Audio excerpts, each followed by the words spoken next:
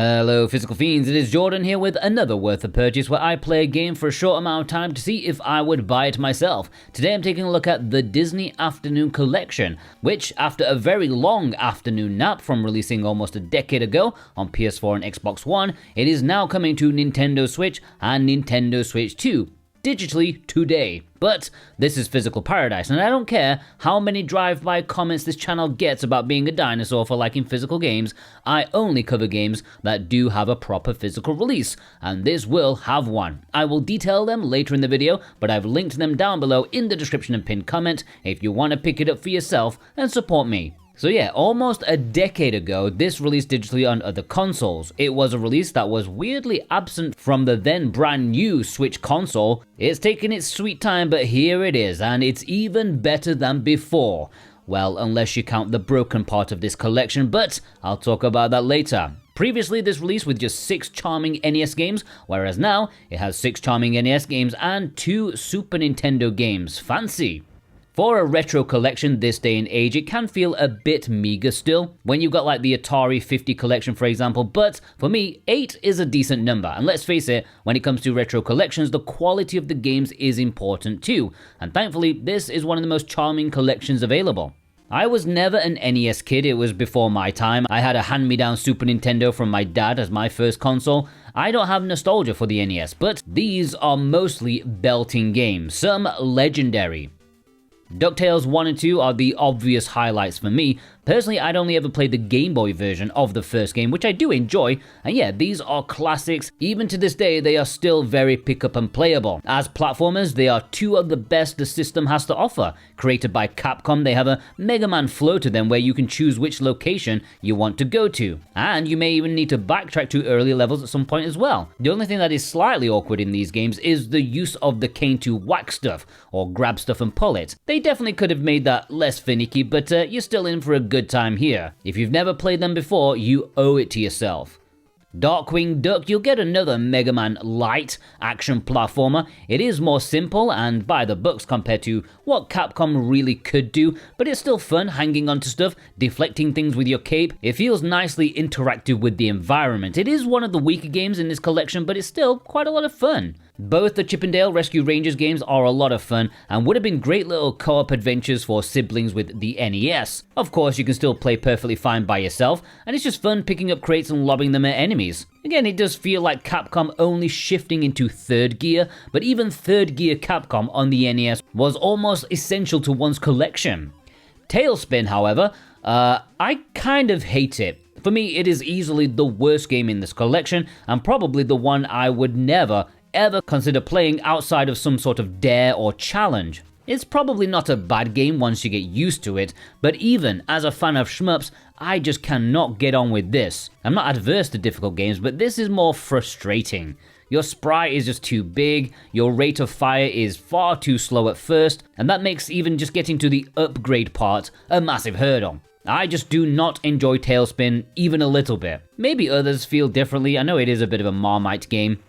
And yeah, many of these games do have their difficult sections, some classic NES game design tropes like respawning enemies popping out just when you're about to make a jump, some places where taking damage feels unavoidable, some cheap shots. I wouldn't label most of them as NES difficult, except for Tailspin, but if you were worried, there is a rewind feature, as well as 1 save state per game. That is kinda meager for this day and age, but 10 years ago it was normal for these kind of collections. The 2 additions to this collection might be 2 games to get the double dippers on board. If you bought this back on the PS4 already, these 2 Super Nintendo games are a treat, especially Goof Troop. Unbelievably, this might be a big hidden gem on the Super Nintendo.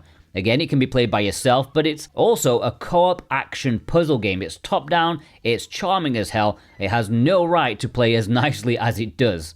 Bonkers, I'd never even heard of this game prior to this collection, and it took me a short while to warm up to it. The physics for this one are a bit of a whiplash compared to the other games included here. It is much slower, it feels very treacle-like, but yeah, I did eventually warm up to it. I'm still not entirely sure on the point of the dash mechanic, but lobbing bombs, leveling up your health, and the amount of explosives you can carry, it's good. Hit detection is the biggest offender to put people off, but I've enjoyed what I've played of it so far.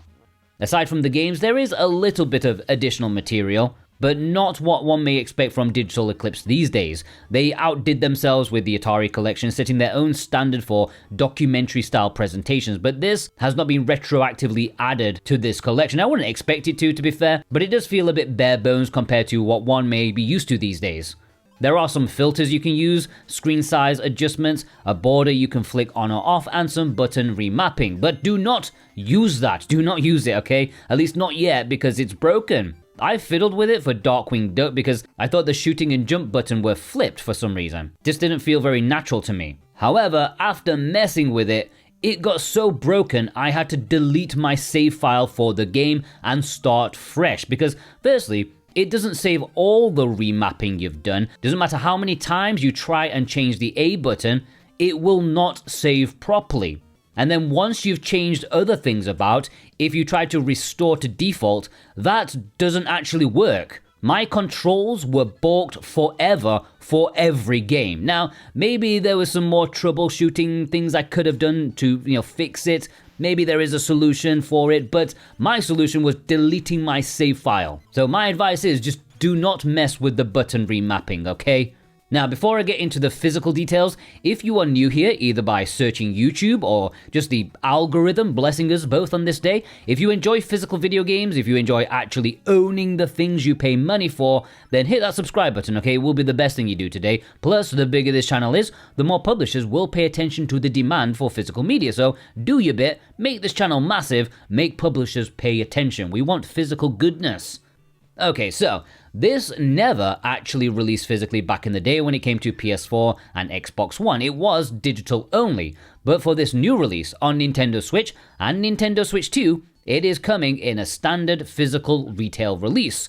However, those physical releases are not coming until May the 29th. And yes, the Nintendo Switch 2 physical is a proper physical release. It is not a game key. But it is worth mentioning that it is also not a Nintendo Switch 2 edition, so the Switch 2 physical will not play on the original Switch. You have to be a bit more thoughtful about which one you want to purchase. But yeah, it is about $10 more expensive due to higher production costs of the cartridge, but I guess it's good to support a proper Switch 2 cartridge out there. We want more physicals in the future. As for the difference, it's incredibly minimal. I think it's just the resolution, that's it. If you want to purchase either the Nintendo Switch or the Nintendo Switch 2 physical release and you want to support me at the same time, then consider purchasing via the links in the description and pinned comment. I've got a few sources for you, VGP being my main one with their free worldwide shipping on orders over 75 Canadian bucks, like 55 American dollars, not that much. But there's also PMP Games who have free shipping to the Canada and US via Threshold, as well as the US-based Lootbox Gaming. I thank you kindly for your support. Would I purchase this myself? Yeah, why not? Aside from Tailspin, it's got a fantastic bunch of 8-bit and 16-bit games from Capcom, who were the absolute kings back in the day. It's great that this collection is coming back and finally in a physical release. Still bewildered they didn't do it back in the day. If you need some fun platforming goodness, a handful of which can be played in co-op, then definitely go for it. It's not as feature-packed as some newer collections, but honestly, that doesn't bother me. I rarely care about that stuff. I just want the games, man. Will you be picking this up? Please let me know in the comments below if you want to purchase it. Please do so via the links I've put in the description and pinned comment. That greatly helps support me and this channel in the best way possible. I thank you from the bottom of my heart, and I hope you all have a fantastic day. Take care.